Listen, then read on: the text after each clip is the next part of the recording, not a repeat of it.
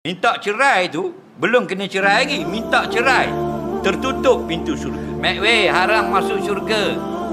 Jadi banyaknya bini minta cerai ini sebenarnya akhlak dia tak molek.